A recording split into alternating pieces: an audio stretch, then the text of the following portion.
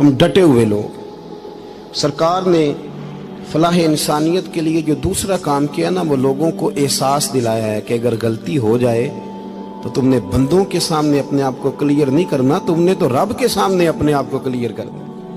اللہ کے سامنے تم نے بچنا ہے کہ میرا گناہ معاف. اور حضور احساس پیدا کرتے تھے. بخاری شریف میں قبیلہ غامدیہ کی اس عورت کا تذکرہ موجود ہے جو خود آئی تھی، کوئی گرفتار کر کے نہیں لایا تھا، از خود آئی.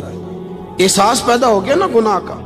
یہاں بہت ساری غلطیاں کر کے بھی لوگ جب اپنی بات کرتے ہیں تو کہتے ہیں کبھی یاد تو نہیں کسی کے ساتھ زیادتی کی ہو، یاد تو نہیں کبھی کسی کا. بھئی آپ نے اتنے بڑے ولی ہونے کا دعویٰ کر دیا. انسان تو انسان رہتا ہے. بڑے بڑے لوگ کہہ گئے کہ یا اللہ اگر انجانے میں بھی بھول گئے ہیں تو ہم سے درگزر فرما. لیکن جب ہم تیار ہی نہیں ماننے کو. حضرت انس بن مالک کہتے ہیں وہ خاتون آئی، کوئی پکڑ کے نہیں لایا، کسی 14 دنوں کے ریمانڈ پہ نہیں اسے منوایا گیا، اسے وہ خود بخود آئی. اور کریم محبوب علیہ السلام کے سامنے جب وہ کھڑی ہوئی تو اتنے درد سے میں نے کم لوگ روتے دیکھے ہیں جس درد سے وہ روئی. عرض کرنے لگی حضور میں غلطی کر بیٹھی ہوں، مجھ سے زنا ہو گیا، مجھے پاک کر دے. تو محبوب کریم علیہ السلام نے فرمایا تو کیسے ثابت کرے گی تو نے گناہ کیا؟ یعنی مجرم کو ثابت کرنا پڑ رہا ہے کہ میں گناہ گار.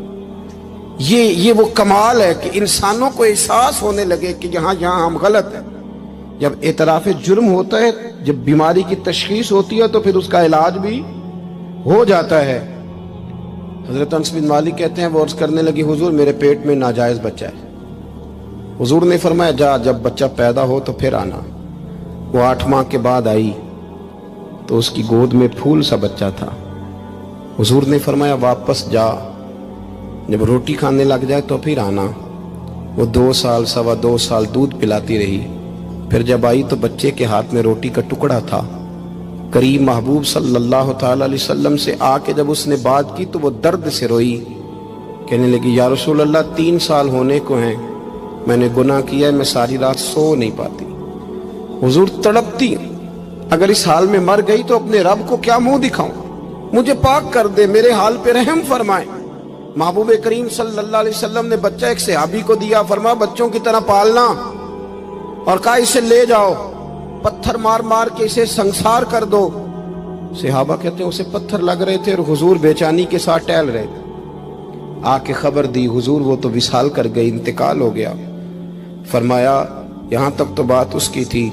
حضرت انس بن مالک کہتے اب محبوب کریم نے صحابیات سے فرمایا اسے غسل دو، کفن پہناؤ، جنازہ تیار ہو جائے تو مجھے خبر کرنا. حضرت انس بن مالک کہتے ہیں غسل ہوا، کفن ہوا، جنازہ تیار ہوا تو حیران ہم تب ہوئے جب میرے محبوب نے فرمایا صفیں بناؤ، میں خود جنازہ پڑھاؤں گا، میں خود جنازہ پڑھاؤں گا. اور سرکار نے جنازہ پڑھایا تو ایک شخص کی زبان سے نکلا حضور اس ملعون کا معاذ اللہ جنازہ جس نے ناجائز بچہ جنا، اس کے لیے آپ دعا کر رہے ہیں، جنازہ پڑھا. حضور فرمانے لگے خاموش ہو جاؤ، تم نے گناہ دیکھا ہے، اس کا احساس نہیں دیکھا. تم نے غلطی دیکھی ہے لیکن اس کی توبہ کا انداز نہیں دیکھا.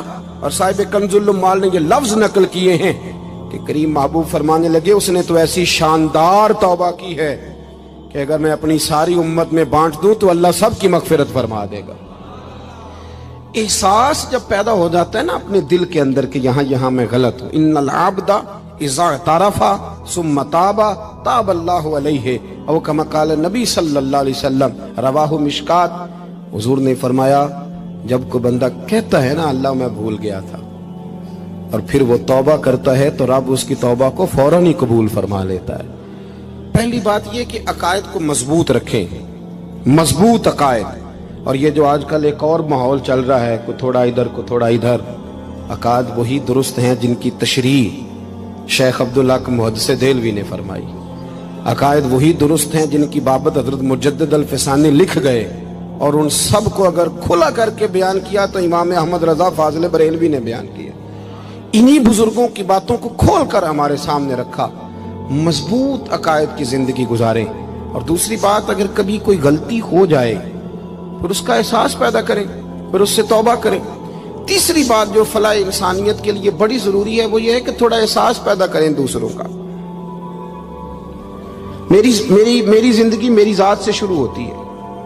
میری ذات سے، میرے سے ہنس کے بولو، میری بات مانو، میرے پیچھے چلو، میرے آرام میں خلل نہ آئے، میری طبیعت کے مطابق. بھئی آپ کی طبیعت کے مطابق چلیں تو پھر تو آپ بہت بڑے خود غرض ہوئے کہ آپ نے صرف اپنے لیے سوچا. محبوب کریم کا کمال یہ تھا کہ حضور نہ دوسروں کا بڑا احساس فرماتے تھے. آپ بخاری مسلم کی وہ حدیث پڑھیں تو حیران ہو جائیں کہ سرکار فرماتے ہیں میں جب نماز کی نیت باندھتا ہوں تو میرا دل کرتا ہے میں لمبی نماز پڑھاؤں. جب میرا کسی کام کرنے کو دل کرے تو پھر میں ساری دنیا کچلنی پڑے تو میں کر جاتا ہوں. لیکن حضور فرمانے لگے کہ میرا دل کرتا ہے میں لمبی نماز پڑھاؤں، لیکن پھر میرا خیال آتا ہے کہ پیچھے بوڑھے بھی ہیں، بیمار بھی ہیں، بچے بھی ہیں. یا رسول اللہ نماز اللہ کی اور خیال بندوں کا. فرمایا میں بوڑھوں، بیماروں اور بچوں کا خیال کرتے ہوئے اللہ کی نماز کو مختصر کر دیتا ہوں.